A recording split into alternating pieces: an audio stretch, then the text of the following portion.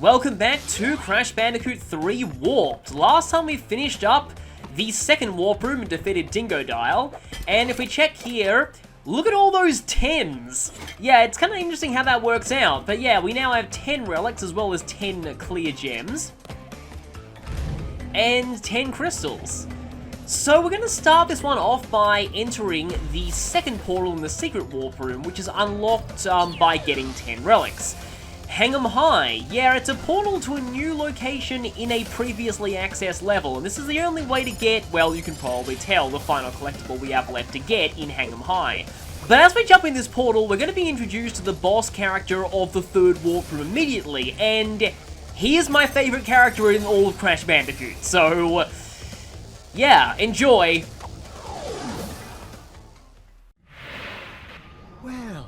Haven't we gotten far for a pair of fuzzy marsupials? I am Dr. Nefarious Entropy, master of time and the creator of the very time twister machine you see before you.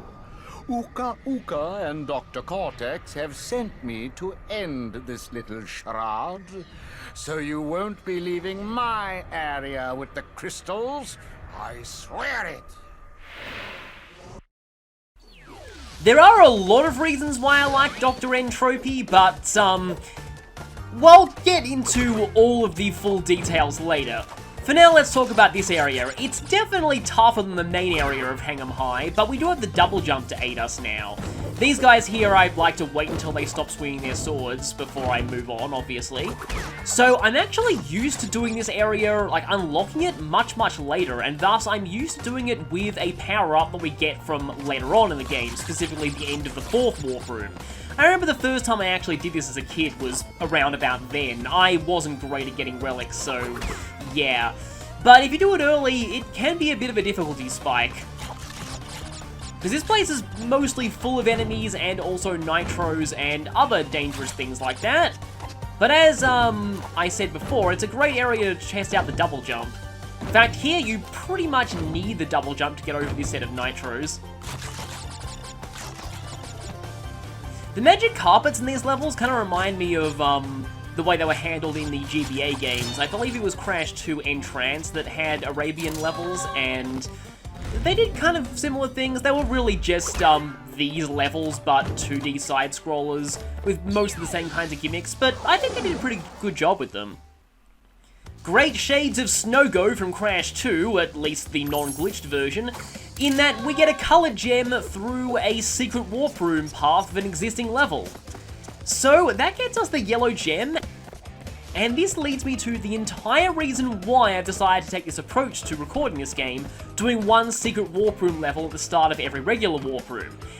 It is because this level right here, Dynomite, we need the yellow gem to get the box gem. So it just so worked out that if we got the yellow gem before going in here, then we could clear it all in one run. But I'll show you the other level portals before we go in there. Deep Trouble, which also has a colored gem. High Time, which also has a colored gem. Yeah, we're gonna, I mean, you know, we got no colored gems for ages, now we're gonna get a lot at once. Road Crash. And Double Header, which is, interesting enough, despite being the last level in this warp room, probably the simplest. So we're going to start by heading to Dynomite, and I'm going to use Crash for most of this warp room, and I'll explain why once we get to the fourth warp room. Before I explain any further, I should mention Warp Room 3 is actually my favourite warp room in this game. Not only does it have my favourite boss character in the entire series, but I love all of its levels, and it also has the only 2 secret levels in the whole game.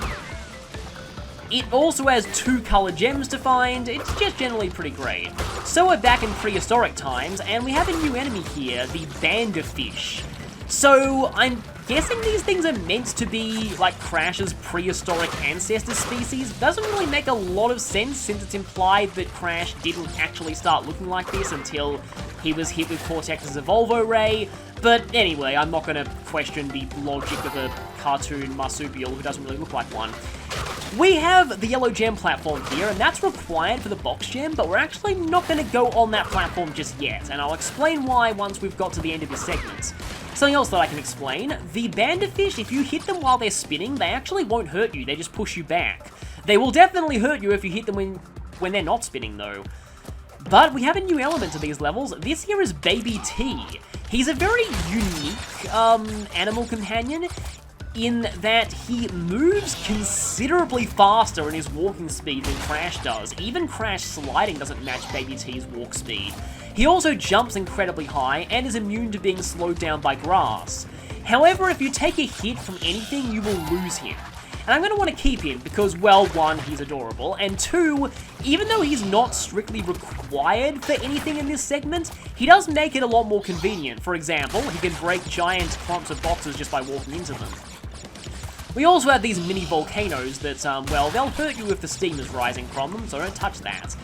And we're at the end of this segment now, and this is actually where the yellow gem platform would drop us off if we had taken it earlier. So we're going to backtrack to reach the yellow gem platform.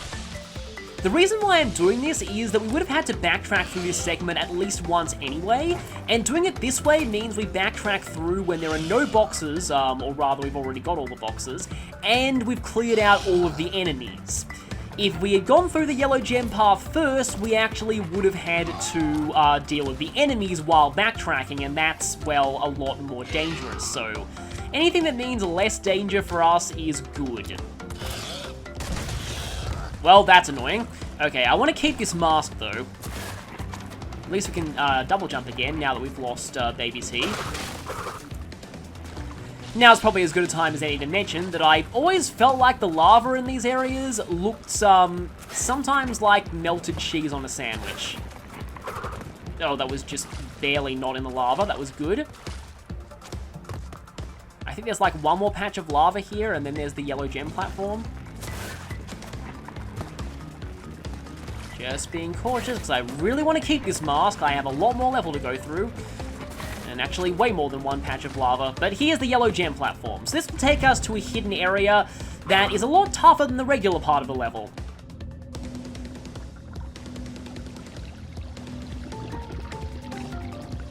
And the music is a remix of the same track that was used for the Hang 'em High yellow gem getting path. I like to call this the game's death route theme.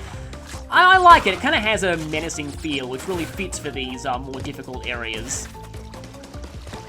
Another bandifish there. We also have these water currents. They're bad here because they usually lead directly into either lava or enemies, but they're going to help us a bit later in the level. Okay, let's wait for that to start steaming. Okay, that was not good because there's only one mask in this entire level. Apparently this is one of the, one of only 3 levels in the whole game that it's not possible to go invincible in during time trials, and ironically, one of the others is Toad Village. So yeah, this question mark crate here would have been a life if, well, it was a life now, but that's because of the fruit they contain. It would have been a life, but I have failed this level a couple of times, so yeah, the life crates that I already got have turned into question mark crates. It's kind of like an anti-farming measure, but really you get so many fruit in these levels that, you can still farm lives quite easily.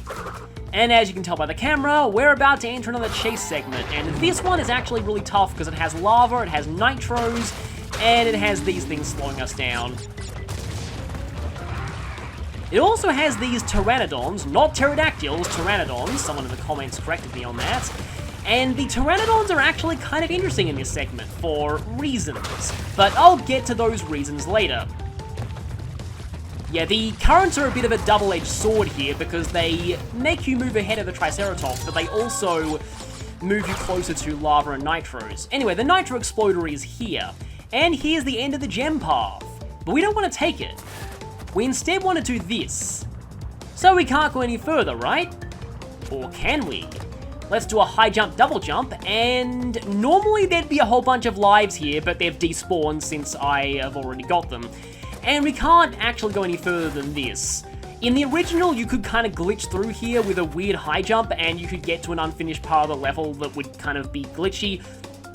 But yeah, they fixed that in the Sane Trilogy. But what's really interesting about this little area is that there's evidence that in the alpha version of this game, instead of lives, there would have been a secret exit portal to the level there, and honestly, I wish they'd gone with that. It would have actually been way more intuitive than what this level's secret exit portal actually ended up being. Yes, this level has a secret exit, but we won't be dealing with that just yet. Because I believe it's impossible to get both the box gem and the secret exit in the same run of the level, unless you use death abuse and strategic use of checkpoints. Which, by the way, the last checkpoint we got was at the beginning of the chase segment in the yellow gem path, which means if you die now, you actually go back into the yellow gem path. I've had that happen to me before, and it's extremely annoying. That's sometimes why people like to leave getting the checkpoint right in front of the yellow gem path until they finish the yellow gem path. But it's the same difference to me, because I'm going to deathless runs at these levels. Now this bonus is really interesting because it's full of belly flop boxes. And I feel like this bonus would have made more sense coming right after you got the super belly flop. Because here, like, you've even got a sign telling you that you can use it here to break all three of those. This leads me to believe that maybe earlier in development, it was planned that you would get the double jump from the first boss and the super belly flop from the second. But then they changed it because the double jump would have been a bit overpowered that early in the game. I don't know. Okay, I'm going to have to super concentrate here because I really do not want to fail the level this late in.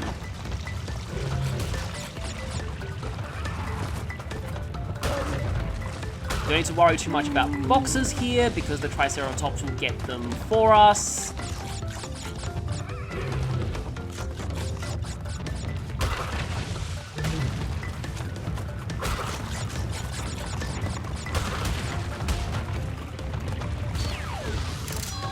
Yes, there we go. I have once missed that gem and fell into the portal after going through the entire, like, both paths of the level, but did not do it that time. Okay, phew.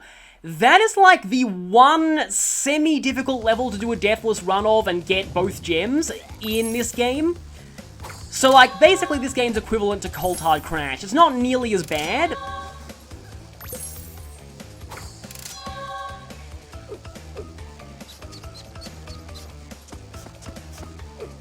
Yeah, you dance, you've earned it. So, yeah, that was actually a bit of an adrenaline rush that I actually pulled that off. So we're gonna go into deep trouble now. So it's time for another underwater level, but this time we get the underwater submarine, submersible, scooter, torpedo thing immediately. And with it, we can blow up these TNTs from a safe distance. You might be wondering how you handle TNTs if you don't have this vehicle, and almost lost it for a second there, going to that nitro. And it turns out that you can just activate TNTs in these levels by bopping them with Crash's nose. So you're not totally screwed out of breaking them if you don't have this, but what you are totally screwed out of breaking are the boxes that are blocked by coral, so we want to make sure that we break that coral with this before we lose it here. Now these, in areas under the water, I really like the sort of look they have. I kind of describe them as Bioshocky, although obviously this game predates Bioshock by quite a bit, but you probably know what I'm referring to, like that kind of underwater, I would say like 3,000 Leagues Under the Sea, but I don't know if that's like really the kind of aesthetic, because I don't really have much familiarity with that book. But you get the idea, it just helps give these levels kind of an interesting look to them. And it helps solve the problem of a lot of underwater areas and platformers looking very, very bland. In fact, a lot of people were quite impressed when they saw me go through Under Pressure. Because underwater levels in platformers have this reputation for being really bad, but a lot of people actually thought this one looked pretty good. But anyway, this is a new obstacle to Deep Trouble, these underwater rotors that create vortexes. Both the fan and the vortex will hurt you on contact, so be careful. There's a checkpoint behind this stack of TNTs that we can't break yet, and there's an outline box. Let's keep that in mind for later. For now, let's just hug this wall, because it doesn't have an eel on it. And another interesting thing about these tubes is, for some reason, they've always reminded me of this game that I played literally a couple of hours of as a kid and then never touched again, called Creatures. I don't know if any of you have played that game. It seems to be like a kind of virtual pet sim kind of thing, but yeah, I, for some reason, always associated the kind of side-scrolling machinery areas in these levels with that game, despite not playing it very much. I must have played it around the same time I did this. It's weird. I don't know if any of you have actually played Creatures, but yeah, we can take the submarine thing through here because it's wide enough, and while we have it, we may as well destroy all the nitros that we can, because that'll definitely help us on, well, you'll see. The vortexes will actually destroy this vehicle, by the way, even though it doesn't really look like they should. So, technically we don't have to get across these vortexes, but I'm gonna do it just because. Gotta be very, very, very careful here, or we'll lose this. But yeah, notice how the end of the level portal is there, but we don't have nearly enough boxes for the box jam. We do have an exclamation mark box, though. So, that's interesting. Oh, and yeah, broke that thanks to the vortex. Yeah, the fan blades at the bottom will hurt you while they're rotating, but they're totally safe to touch when they're not. Oh, wow, really? That's a pretty merciless hitbox there. That's not good, because I believe that's the only mask in this level, and we're gonna need that, because we're gonna have to backtrack through a couple more of those rotors. You can probably tell what's going on here. Yeah, those rotors always make me nervous. What also makes me nervous is there are a bunch of nitros coming up soon that always tend to get me. But yeah, as you can see here, bop this TNT, wait for it to go off, and that'll destroy the ones below, which lets the metal boxes fall and create a path. Now here, we have to be careful because there are some nitros coming up, and there are also some pufferfish in the middle of this jet stream that's all too keen to blow us into them.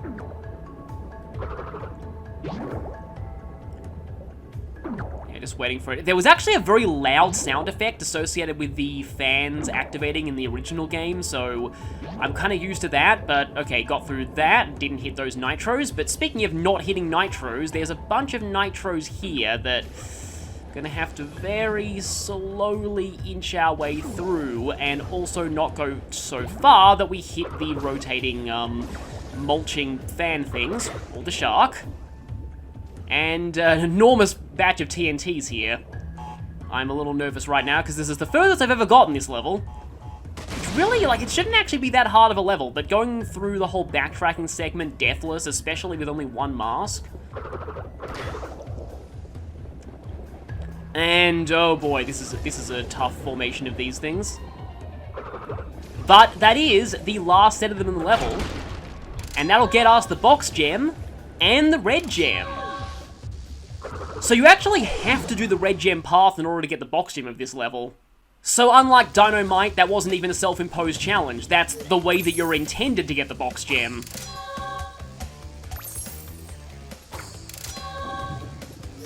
And there is our second colored gem. Yeah, I was having a bit of an off day and failed this level quite a few times, but of course, when I come back the next day, my first attempt succeeds. So, now that we have the red gem, that's normally where I'd end this segment. Except, there's some unfinished business we have to take care of back in the first warp room. And I guess since Coco did the first pass of this level, I'll let Crash take this one. So here we are back in Boneyard, where the red gem platform is activated. So we already have the level's box gem. That means that there can't be any boxes in here that count towards the level's box total. But that doesn't mean that there can't be the best Crash Team Racing character ever, Iron Checkpoints Crate. These mainly exist so that there can be checkpoints in these segments without affecting the level's actual box total.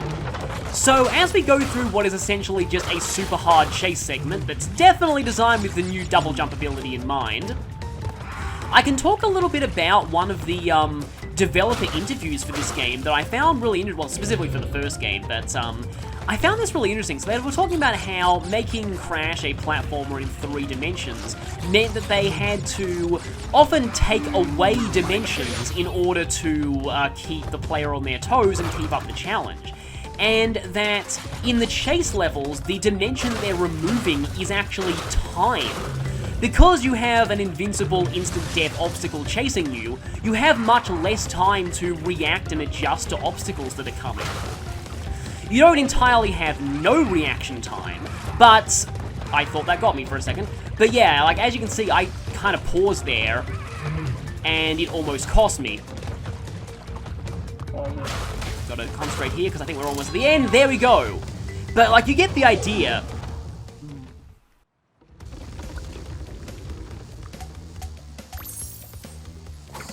Once you see an obstacle in those levels, you have to very quickly formulate a plan to get past it, because you, like I said, don't have the time. And it's really interesting in concept that they're referring to it that way.